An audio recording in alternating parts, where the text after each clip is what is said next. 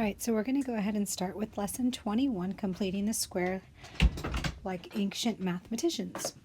We're actually going to go ahead and move to page 650.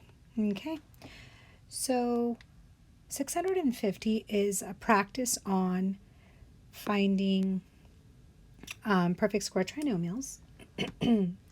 So with that, the goal is to understand how to get a perfect square trinomial, because that'll be the first step in completing the square when we start solving for our x-intercepts. So find the missing c in each problem, then rewrite the trinomial as a perfect square binomial. So what that means is this. Looking here, I need to find the constant in order to create a perfect square binomial. So for example, what you're going to do is you're going to essentially take b, divide it by 2, and then square the result to give you c. So what that means is I'm going to take my b value, which is 12. So I cut that in half by dividing it by 2. 12 divided by 2 is 6. And then I square that result. 6 squared is 36. So what does this mean to have a perfect square trinomial in order to create a perfect square binomial? Well, essentially, if I were to x factor this now, for example, so if I'm x factoring x squared plus 12x plus 36, 36 goes on top, b goes on the bottom, and the two numbers that multiply to 36 and add to 12 are 6. So what we get is x plus 6 and x plus 6 as factors, but essentially we could just write that as x plus 6 squared. And this is the goal that we want to get to, is to be able to find a perfect square trinomial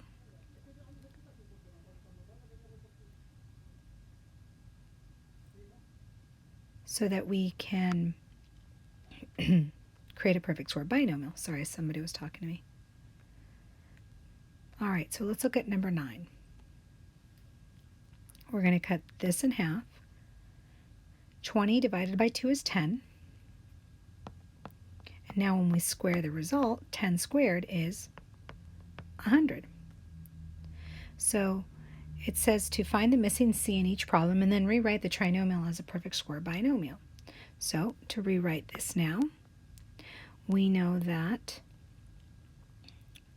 we get x plus 10 squared. So how did I get the 10? Again, it's the value that's before you square it, okay? Because again, if I were to x factor this, the two numbers that multiply to 100 and add up to 20 are 10. So that's how we would rewrite and finding our constant. Okay, so essentially, let's try number 10. We're going to rewrite this as a perfect square binomial by creating a perfect square trinomial. So again, we're going to take b, and yes, you could say it's a -4. That doesn't matter because we squared at the end, so it's going to be positive. So -4 divided by 2, and then we square the result. So a -4 divided by 2 is a -2, yes. But then we square the result, and we get a +4. So this becomes x squared minus 4x plus 4. Because a -2 squared is 4, and this is what your c value is now. So we've created a perfect square trinomial, and the purpose of that is so that we can now rewrite this as minus 2 squared. So what I'm noticing is that in these past two examples, 8 and 9, the b value was positive. So that's why this was a plus inside, and this is a plus. However, you take the sign of the b when you write it in as a perfect square binomial. So to prove it, I'm going to factor this. It's a positive 4, a negative 4, and then a negative 2 times a negative 2 gives you a positive 4. And then, I don't want to make that look like adding, and then a negative 2 plus a negative 2 gives you a negative 4. So that's how you know this is a negative 2. But if you just take the sign of the b and cut it in half, that's what goes here. Okay? So let's go with that theory. Okay? So right away, we're going to just go ahead and do this. Half of negative 6 is a negative 3. Okay? But what is the new c value? Well, we just said to get c, we're going to take b, cut it in half, and square the result in order to get c. So negative 6 divided by 2 is a negative 3. A negative 3 squared is a positive 9. So this is really x squared minus 6x plus 9. So we found a new c, our constant, by taking b, cutting it in half, squaring the result to get c. From there, we just cut whatever b was. In this case, b is a negative 6. Half of negative 6 is a negative 3. And this is how I was able to come up with my perfect square binomial. But this is my c value. Okay, so on the Khan Academy, not the Khan Academy, sorry, the Delta Math, you're going to have a practice that says find the constant. And all you're going to do to get c is mentally you can take half of negative 10, which is a negative 5, and square the result, and then you're going to know that this is 25. So to create the, and then that's basically the drill for the constant in Delta Math that you guys are required to complete.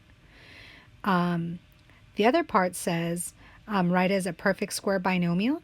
The way we do that is we're going to take x, and half of negative 10 is a negative 5. So that's the value that gets put in the parentheses is the negative 5 to create the perfect square binomial. So the first thing we're going to do here is find c by cutting it in half. Negative 12 divided by 2 is negative 6. 6 squared is a positive 36, so I'm going to put that here. Now to create my perfect square binomial, we said half of negative 12 is a negative 6, and now we're done. This drill will come into play later on tomorrow or Thursday when we go to the next lesson. So in this one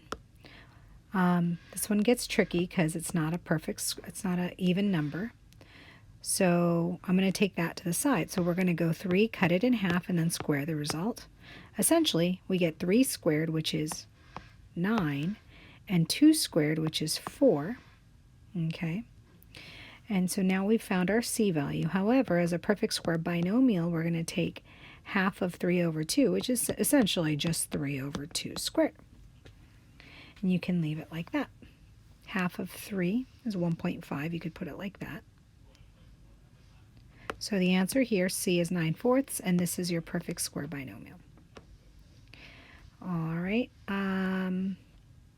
Let's go ahead and take a look at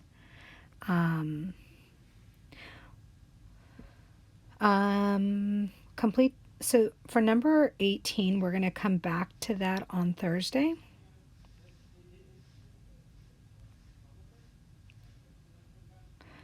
For today's practice, I just want you to complete page 653, numbers 1 through 10, and then 11 through 18. Okay, so basically 1 through 18. So this is going to be practice number 6. Practice number 6.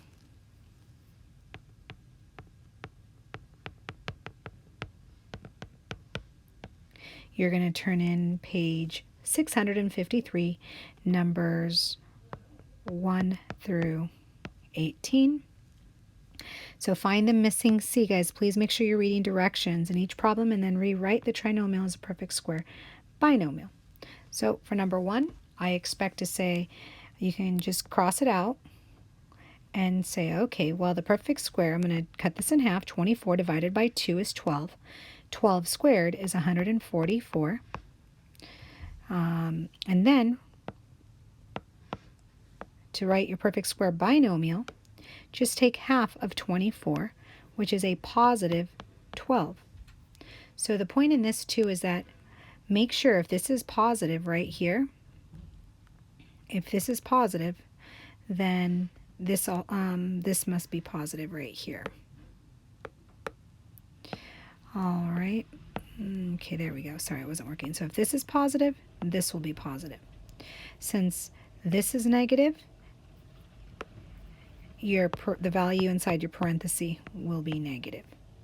So half of 36, and then square the result. That gives you your C. And then you can go from there. Okay, so just cut that number in half, and that's the value that goes there. All right, let's see, what else do we have? Anything else? Looks about right. So just checking one other thing.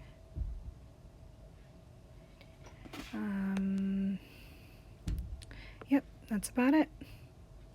So again, if this is negative, this will be negative. If your B is positive, this is positive. So again, if I were to finish this, half of 36 is 18. So that would be your perfect square binomial. And then your new C value, which I didn't put, sorry, you're going to go ahead and take half of 36, square the result, and that's going to be 324. Alrighty, so go ahead and once you're done with practice number 6, go ahead and scan it or share it, depending on how you're doing your work. I'm just using a stylus and downloading the PDF to Notability, which works very well for me, but the unfortunate part is it does cost for Notability, so I'm not going to ask you guys to go buy anything, but it's kind of nice to be able to just write on it and move on. All right, so this is Tuesday's assignment.